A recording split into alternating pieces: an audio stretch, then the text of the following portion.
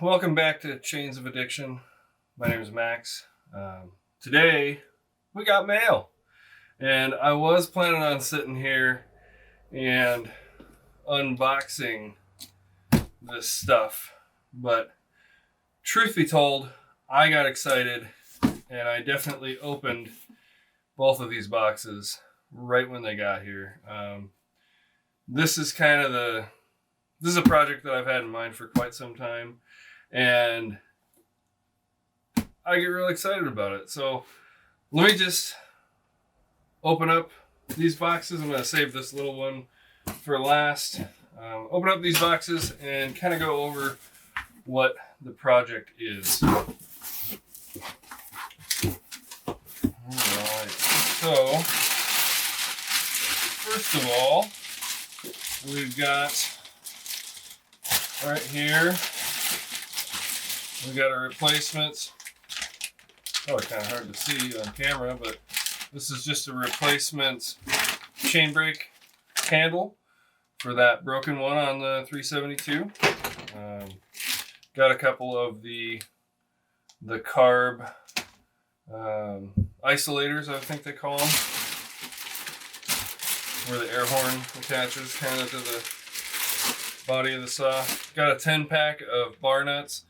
If you're running saws and you don't have a bunch of spare bar nuts, just either in your truck or in whatever vehicle you put your saw in, or in your chaps, I feel sorry for you. They're super cheap. I mean, I think this 10-pack of bar nuts cost me $4 or $5, and it's a really quick way to ruin your wood cutting if your bar nut, you lose one or two of your bar nuts and you have to stop for the day. So I always I didn't have very many spares for the Husky bars and bar studs, so that's why I picked those up. All right. Secondly,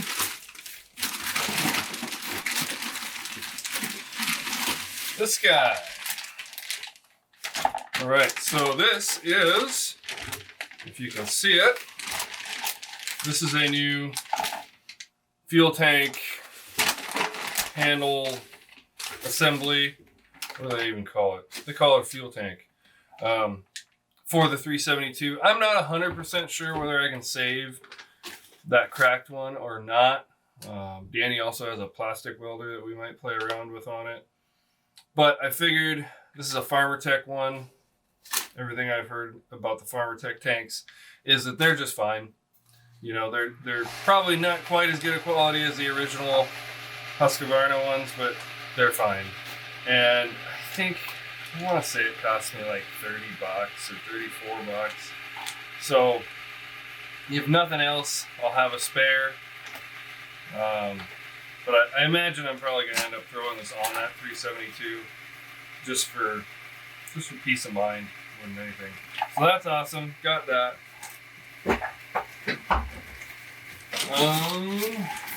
Digging a little further. Ooh. All right. Highway box. For those of you among us that are saw building enthusiasts, maybe fans of Iron Horse or the Tin Man, you probably kind of are getting the idea of what's in this box. So, base gasket, probably won't use that. Wrist pin. I really like how Highway puts their piston rings in this nice little plastic case. That's not how you get them all the time, so that's kind of cool. There's a wrist pin bearing there. And ta-da! This is a Highway 372 XP big bore kit. So I've wanted to do a 372 XP for a while now. We'll talk more about that in a second. But this is their, I think they call it their Base Plus model. it looks like the transfers are maybe a little bit bigger than OEM. It comes with a pop-up, actually, pop-up piston, which is cool. And overall, it looks pretty darn good. I'm not gonna lie. I was a little bit unsure. I guess in years past, Highway was real iffy with their quality right out of the box and some of their finish work. I will say that I've spotted a few places. I don't know if you can pick it up on camera there, but right here the finishing was pretty rough, and that's fine. That's something that we will absolutely take care of before we install it. Yeah, so 372 XP big bore. The 372 out of the box is a 70.7 cc. Actually, it's not quite 71, 70.7, and that's great. The saws run great, and I'm not saying there's anything wrong with a 70.7 cc 372, but I'm a little obsessive, and I like more power, and I like efficiency in the cut. So I decided to go with this. 70.7 is stock. The big bore takes it from a 50 millimeter bore up to a 52 millimeter bore, and that gives you 76.453, I think, cc's, which is, it doesn't sound like a whole lot, but when you actually sit back and do the math, that's about 10% bigger displacement, and that's noticeable for sure. So we'll see how that goes. One of the problems with building a big bore in anything is that you get more weight, right? So you got to think in a two-stroke, you do the math, and depending on your exact model of saw, this piston is moving up and down 200 plus times a second in some instances. That's a lot, you know. Well, let's say 12,000 RPM. So math. Let me get my math app out. So 12,000 RPM, which is that's not even crazy these days when you're looking at saws. 12,000 divided by 60. Yeah, that's 200. I don't know why I didn't think about that in my head. That's 200 times per second that piston is moving up and down. Okay. So obviously, if you add more weight there, then you are going to put more stress on all of the components of the motor, right? More weight, more force moving back and forth. And when you're talking about hopping up one of these saws, if you're not going to go with crazy bottom end stuff, you're kind of already pushing the limits of the bottom end, being the bearings and the crank and all that jazz and the rod. So, and depending on the saw, 372s are actually, they're pretty good bottom end, but to kind of negate that, plus I forgot to mention, the more weight you have moving up and down, the harder it is to make RPMs, right? Because you gotta push that weight. So I had an idea, and the concept is pretty simple.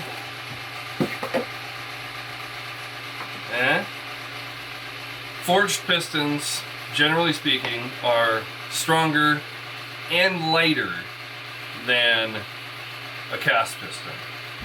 So this is going pretty far, especially considering this is my first real saw build Most people are not going to go to this level right out the gate, especially.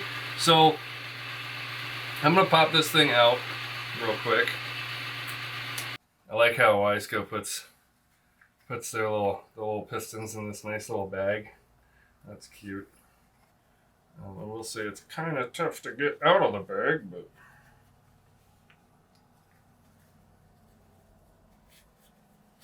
all right. So there is your Wiseco flat top forged piston. And we can compare that to the cast piston. Now, one thing that the astute among you may notice is that the cast piston has 2 piston rings. This forged piston only has 1. And like I said, this is my first saw build, but I understand that will create less drag, which again allows for higher RPM.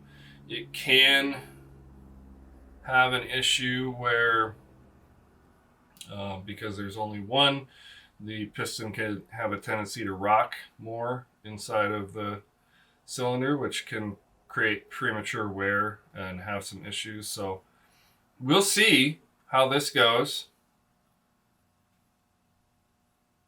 I'm excited about it. I think it's going to be awesome. So this guy is pretty much, well, I'll probably use it for something eventually, but for right now, it's not going in anything. Set that. I'm going to set it right back into the cylinder for now.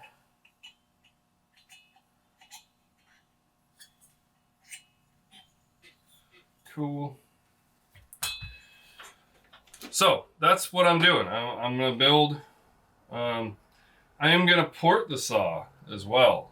And for those of you who don't know what porting is, most of the time I think when in reference to chainsaws or 2-strokes in general, when somebody says porting, what they're really referring to is port timing. So that is manipulating the relationship of the stroke of the piston to the opening of the different ports. So if you're not aware, 2-stroke motors like chainsaws can be what they call piston ported, and that means they have no valves. There are no valves like a car or a regular 4-stroke. The whole operation is done by the ports are in the side of the cylinder wall, and as that piston moves up and down, you can kind of see this is the intake here. As that piston moves up and down, it opens up or closes off those ports as it's moving in its stroke. So to get more efficiency, sometimes more torque, sometimes more power, depending, you can manipulate that relationship by grinding or removing some material in a certain part of the port. And there's math involved, all kinds of stuff. I'm not going to pretend that I'm an expert on it, but I think I've done a fair amount of research, and I'm going to give it a go. And I'm going to go big because I know myself, I had this plan. Somebody gave me a couple of real low dollar saws that I had no real interest in. And I had a plan that I was going to tear those apart and try porting them. And then, well, for one thing, they were pretty small displacement. They were both under 50 cc's, which I've come to realize that makes it very hard to port, because the smaller the displacement of the saw, the smaller all of the ports and the holes are, and it makes it really hard to get in there with your grinder to do any of that material removal. so there's that. But the big thing for me was that I realized if I was going to port a saw, especially for my first one, that really didn't mean anything to me, that I probably wouldn't try, or I wouldn't be as meticulous as I might be with something that actually does mean something to me, like one of my 372s. So that's kind of how I got there. And I'm going to take you guys along with me on the whole journey. I've actually set up a second camera right here, a little action camera. So we'll have that shooting down at the bench. I'm not going to go into I'm not going to try and get the camera shots awesome, especially when I'm grinding, because like I said, this is my first time porting a chainsaw, and I'd rather focus on getting the porting job right than to focus on documenting it properly. But I'll try. I'll have at least one or two cameras running, and we'll see what we can do. Other than that, so today I might have bought another saw as well. Something came up on Marketplace locally, and I'm kind of a sucker for old saws. So somebody gave me, people give me saws. I've got 4 or 5 or 6 of them that people have just given to me. But somebody gave me one of these saws a while back, and unfortunately it didn't have a carb on it. And strangely enough, the original style carbs for these saws are about worth as much as the saw, to be honest, almost. So I just kind of tucked it away, and I said to myself, if another one comes up that looks like it's got a good carb on it for decent price, then I'll pick that up. But I'm not gonna throw a bunch of money at this saw, especially when I really don't know the condition of the rest of the saw. As far as internals. So one popped up on Marketplace. Oh, and I went and bought it. Yeah. So this is a little Homelight XL12. And they're super neat saws. They're mostly metal. The guy said this was a 16-inch bar. It probably is. It looks like about a 16-inch bar. I believe that's 3/4 Pico chain. Now the other saw that I have, I don't want to dig it out right now, but I think it's got an 18 or a 20-inch bar on it. And I also think that it's a full 3/8, not a 3/8 Pico. So, but I think it's exactly the same one. I think the markings on it are the same and everything. Anyway, if you're not familiar with these saws, these were hugely popular in the 70s. I think this is probably an early 70s saw. I'd have to look it up to be sure, but hugely popular. They were available at a lot of hardware stores, and they're strong saws. They're strong running saws. And there's a whole bunch of different kind of subcategories of them. But if I'm right, and I should look it up before I put it on video, but I believe that most of the XL12s were in the 50 to like 58 cc category, which is good. I usually run bigger saws, but these were known to be a very stout saw for how big they were, and I tend to agree. I've run a few, and I've seen quite a few run, and they seem pretty stout for what they are. So this one I bought pretty cheap locally. It's in surprisingly good shape. It's got the original Homelight bar, which is always cool. And it fires up. It's tuned horribly right now. It's tuned way too rich. The first clue that I had was when I got there, the guy said, "Oh, you probably don't need to put the choke on. It'll start without the choke." And I thought, oh, good, yeah. So it probably is tuned really rich, and it definitely was. But it does start right up. So I'm hopeful that I can tune this thing up and get it running just right.